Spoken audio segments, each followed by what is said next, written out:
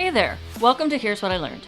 I'm Jackie Hayes, a systems strategist, unapologetic, smutty romantasy lover, Dungeons & Dragons geek, and your no BS guide to building a business that works for you. This is the place where we swap stories, share lessons, and get real about the highs and lows of creating a life and business that actually feels good. No cookie cutter advice here, just honest conversations about what's working, what's not, and how to rewrite the rules to fit your version of success. So grab your favorite beverage, get comfy, and let's dive in.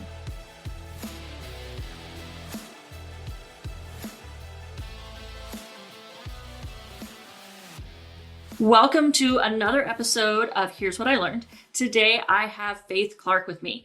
Faith is an organizational culture and teamwork specialist committed to helping business leaders cultivate a values-infused, inclusive culture where people feel like they belong so that they can deliver on their business and the social impact promises.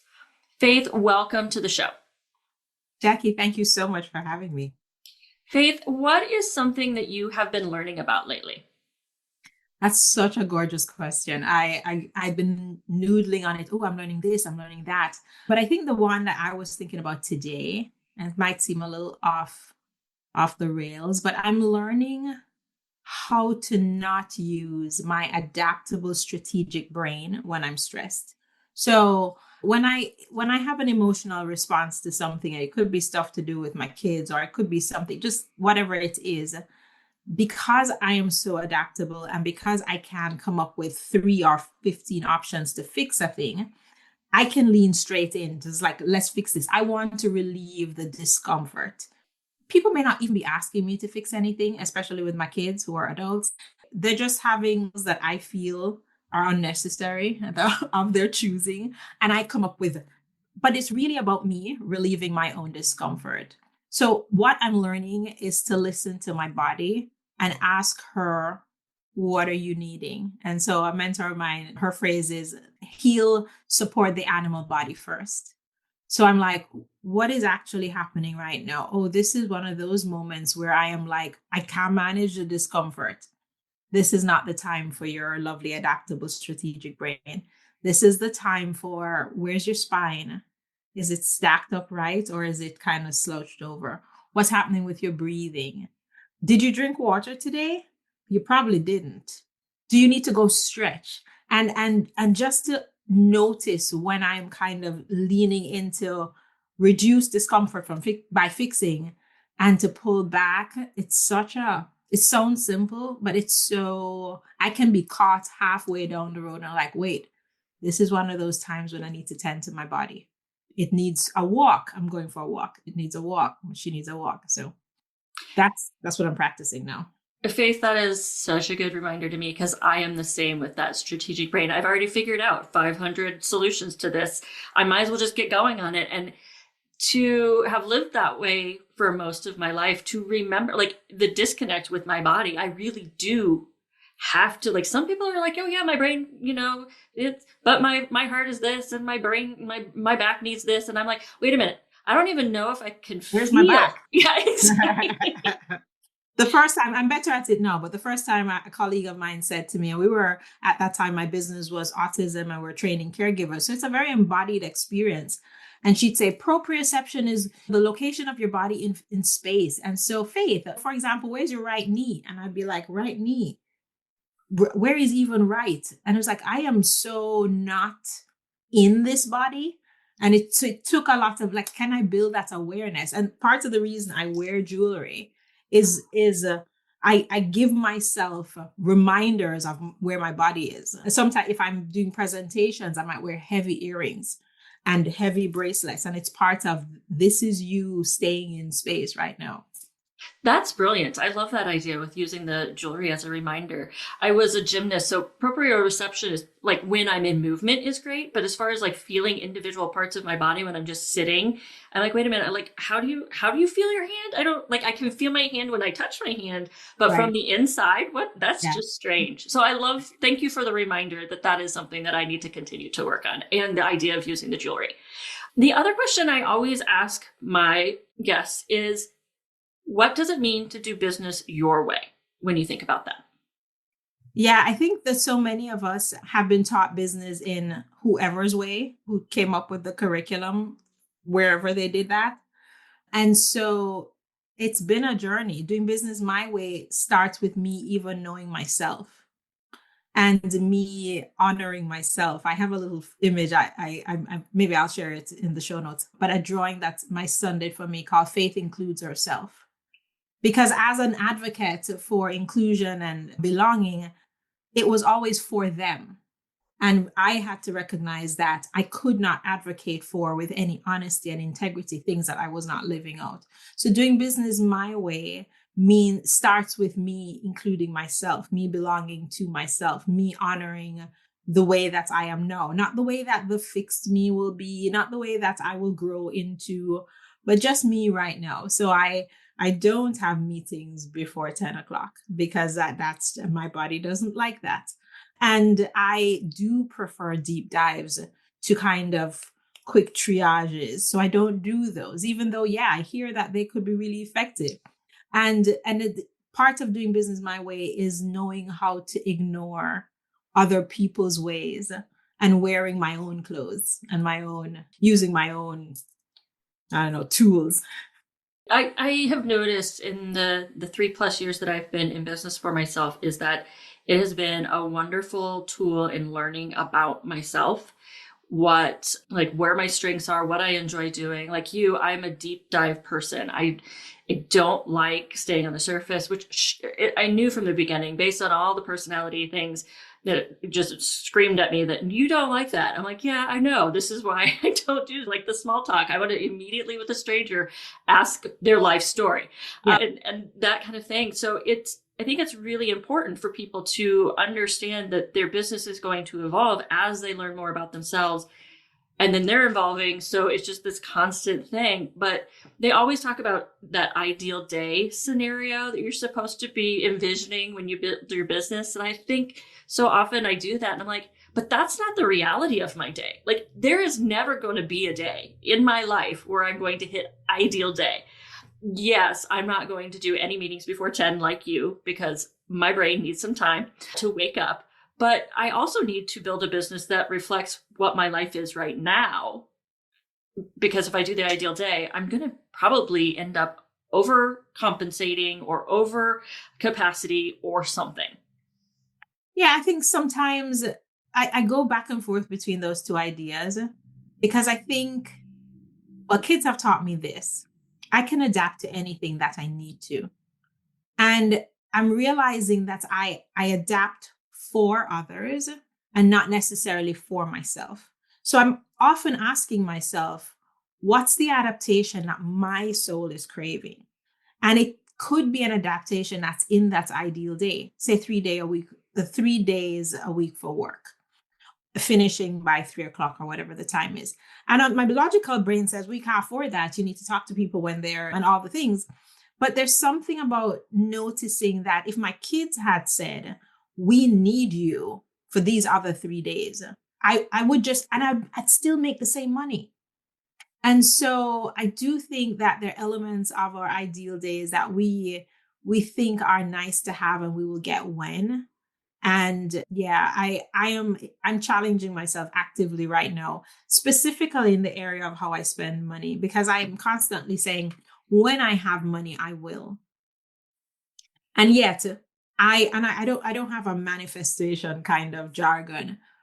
But if I'm to be honest, I manifest money for my kids all the time because they show up with needs that I do not know. I have no idea. And then just like, what, you need an appliance for what? We have TMD now? And we figure it out. And I'm like, can I look at my ideal, the thing I'm craving, and make that urgent? Just make it urgent. Just decide, right? And so part of how I've been making things urgent is just pay for them, because I realize that I am still going to eat food and I'm still going to pay for my housing. And it'll be easier for me to manifest that than to manifest the things that are in my picture of the life I want to live. So, but I think kids have taught me that it's just that I haven't made it a priority. It's not urgent as far as I'm concerned. Yeah, kids in business, great tools and learning about yourself. And I recognize that I could always find money for my son for things, and then I'd put off the things that I needed for myself. And I think a lot of the business owners I work with, I have seen they do put their clients first, their families first, and they'll tell me their ideal days because I'm there to help them make systems work for them so they can have more of that ideal day. And a lot of times it's really just about them getting in their own way. Like there's no reason why they need to have calls on Mondays, or there's no reason why they have to respond to emails as soon as they wake up in the morning. They've already, most of them have communicated with their clients that their office hours don't start until 10, and yet they're still answering emails at 8. So teaching them to break the habit, it's more about them caring for themselves and creating that business for themselves than it is about pleasing their clients. Absolutely. The question you asked me at the beginning, and the practice of saying yes to my body and what those needs are, I've noticed that it's about rigorous practice for everything that we have to change. It's about the kind of practice you had to do as a gymnast. I am sure you were not doing two whatever crunches or whatever per day. I think there are many of us who are like, yeah, I want to be that way, but I need to be willing to practice 1,000 times a day, changing my mind. Oh, I'm now back in my old brain. Change my mind. Okay, I'm back again. Change my mind. Because otherwise we don't become those people who put ourselves first, include ourselves, and center our businesses around who we are and the magic we want to bring to the world. Faith, when I think of you, and I discovered you through Becky Mullenkamp and Feminist Founders, one of the things that I think about when I think about you and your magic and doing business is collaboration. Because of learning about you first through your collaboration with Feminist Founders, can you tell me a little bit about Feminist Founders first, or why collaboration has become part of your business? And then we can talk a little bit more about Feminist Founders. So this is back to what we were saying earlier, that's knowing yourself, right? My 2025 word for the year, by the way, is with. And with was just a way for me to acknowledge what's really true for me, which is that I do with and for. For the Enneagram junkies around the place, I'm an Enneagram 2. And just like it's that's the thing that pulls me to create the other person. And of course, everything has its dark side, but you have to know about yourself and use what you know to help yourself get where you want to go. And so for me, collaborations are the way that I create what I want. I find other people who want what I want, and then I know I will create for them. And in creating for them, I'm making space for myself. And I think back to kids taught me that in creating a life that I wanted for my kids, it was the life I wanted for myself that I wouldn't have created just for me alone. And so this year, when I was working on the word for the year I wrote down that I wanted nourishing connections and lucrative collaborations. And the lucrative collaborations, you can't really tell if something's going to be lucrative or not. So I decided that I was going to center the nourishing connections and trust that the collaborations become lucrative. We're going to follow our bliss. We're going to follow our joy. And so that's what Becky and I did, that we met on her podcast. Somebody referred her to me to be on her podcast, and we enjoyed each other's the conversation. We had a couple of those conversations, and I offered. I was just like, what is this space? It feels like a space that so much could happen in and is happening in. And I just wanted to engage. I didn't have clear ideas, but I was just like, do you want another body? Because for me, as a person who does things with, sometimes you just need, a friend of mine says it this way, you just need somebody else holding another side of the sheet. I'm trying to make this bed and I'm holding this corner of the sheet. I just need another person. And together it happens like that. And so I tend to view most of my collaborations that way. And that's how Becky and I started working on Feminist Founders. Feminist Founders is a space right now, mostly on Substack, but we meet in person, virtually in person. We meet in synchronous time a couple of times per month. But we have a podcast, a group of women who really want to answer the question, how do we infuse our feminist ideals into our business? How do we move feminist ideals from theories in our minds and make the what's underneath, which is creating a world of equity and justice. How do we do that? Through the various intersections that we all hold, because they're feminist ideals, but then I'm a Black Afro-Caribbean woman, and those intersections impact what feminism looks like for me.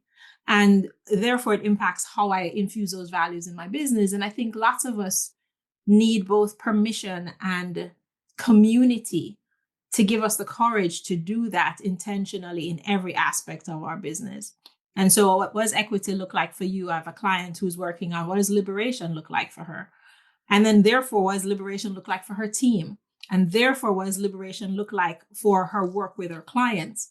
And how does she negotiate with her big governmental agencies in ways that feels liberated to her? And so it's a space where we get to hold each other while we ask those questions relative to our own business. What would you say if somebody wants to start asking those questions of themselves? It can be very overwhelming because, like you said, you have a client right now who's like thinking about liberation for herself. But then if you're that kind of person, then you're going to be like, well, wait a minute. I have all these people that are supporting me on my team. I need to ask that. Oh, wait, I have clients. It becomes exponentially expanding. Yeah, exactly. And good luck to her with governmental agencies, especially right now. But when somebody starts to think about, I want to start asking these questions, there's so many questions. And then there's this expanding world of questions that come from that for everybody else. How do you help your clients not get overwhelmed by that?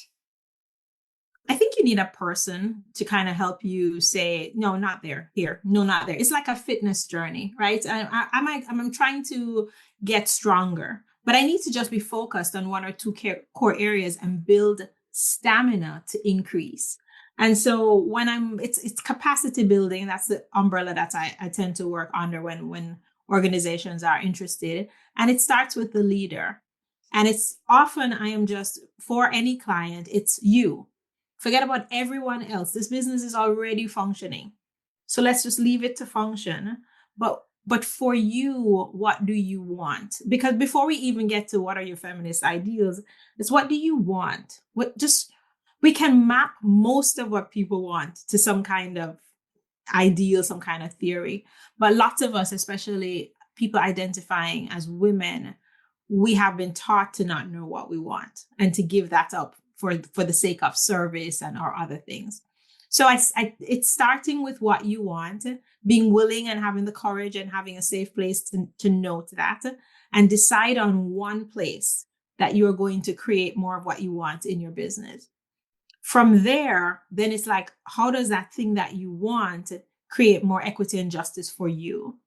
Because we can go into feminism means blah, blah, blah, but fundamentally it's let's level the playing field so that all types of people, all identities of people are able to navigate, overcome barriers, and participate and create more of what they want in their lives.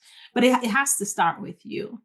I mean, I think for my clients who have more privileged identities, who are thinking about people on their team who have multiply marginalized identities, then the next question is, what do those people want? What's one thing that they want that they're not having that is the organization is the place for that to happen.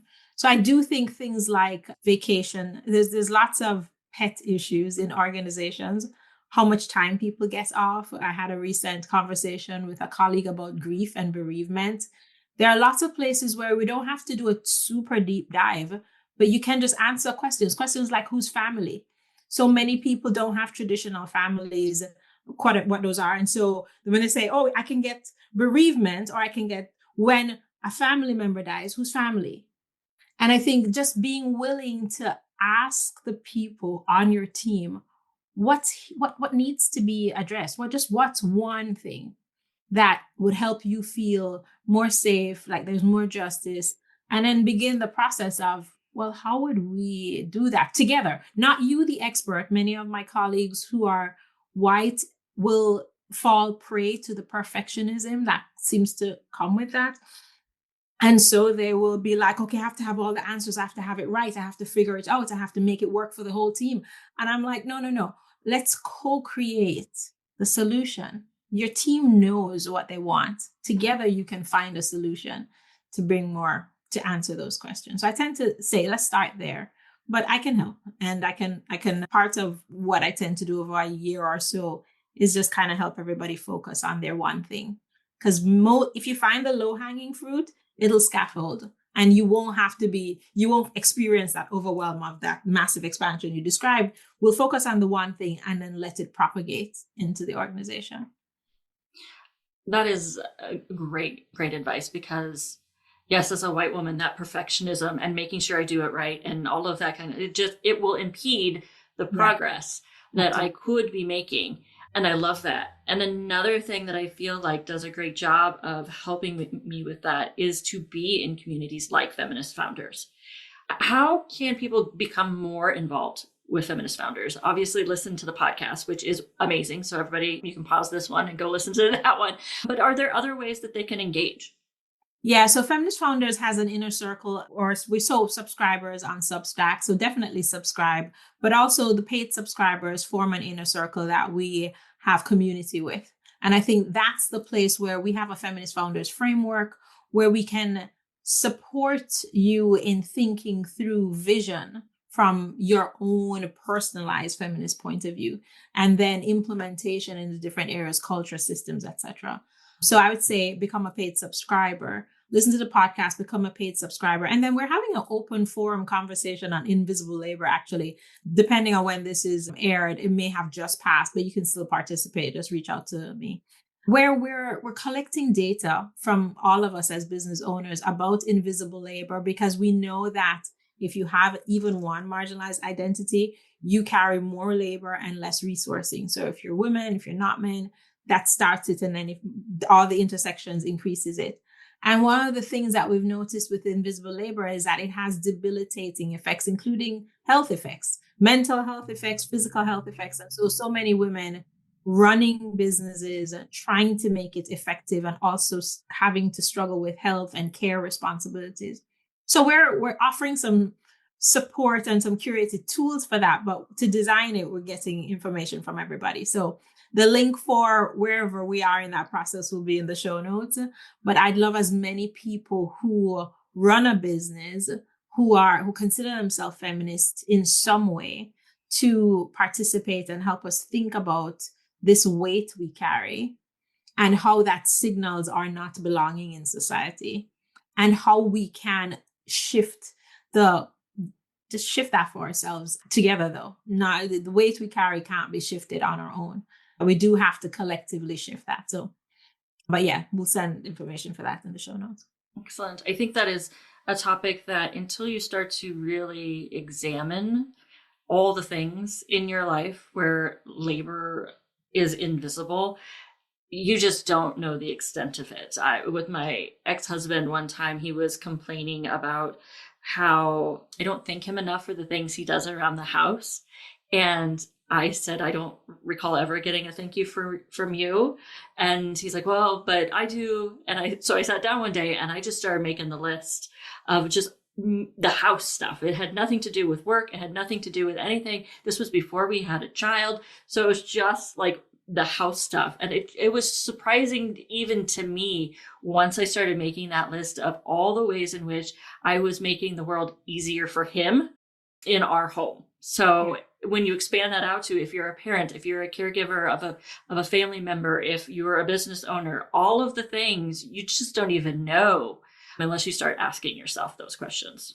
And the thing is that you have been socialized to feel that the reason you're not managing it is because you're not organized enough. You're not smart enough. You're not, right? If you would get it together, you would manage better.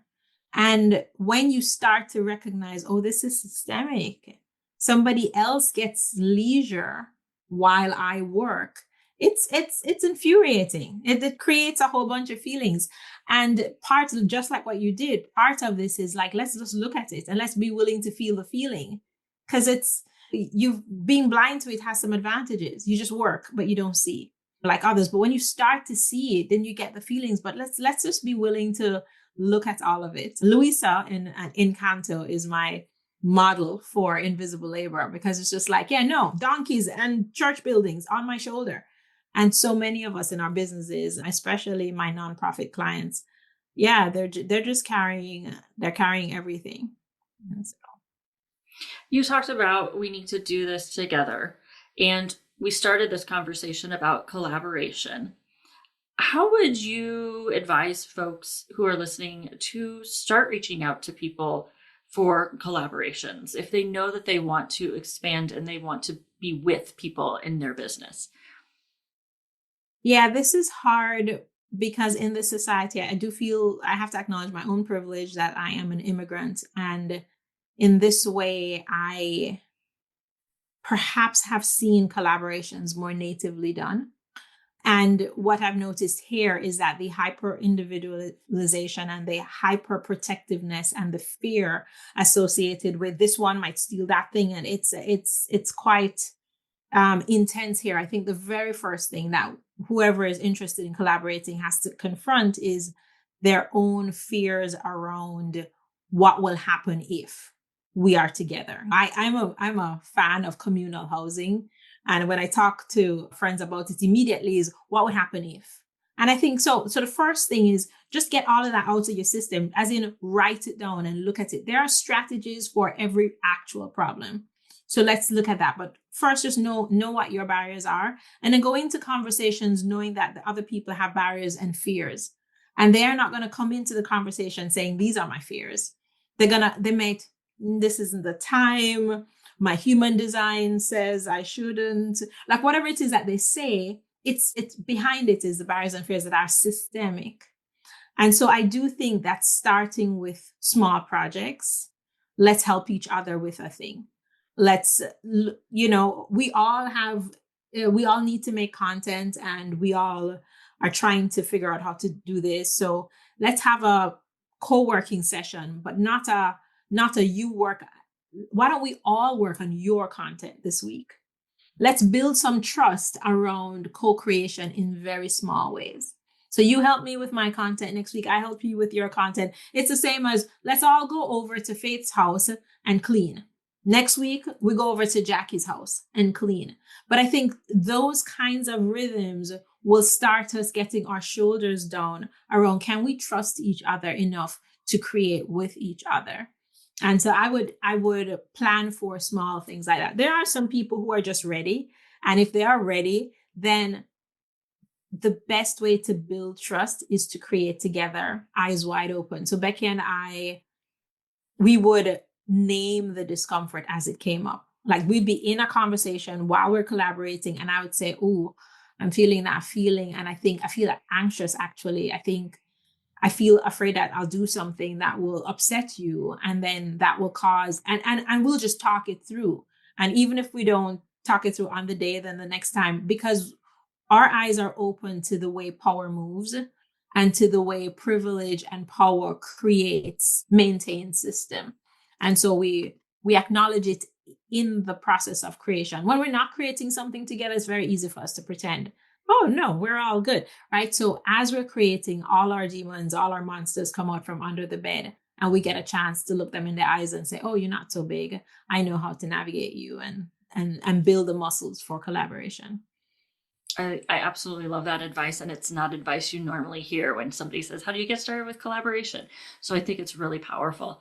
Faith, where can the listeners find you? faithclarke.com, easiest place, or socials. I am unfortunately in all the socials. So you can send me a message in any platform, LinkedIn, Facebook, Instagram, and I have a private Substack. So the Feminist Founders Substack, you could comment on anything and we'll respond. And I have a Faith Shooting the Breeze Substack is a great place also to follow me and chat with me.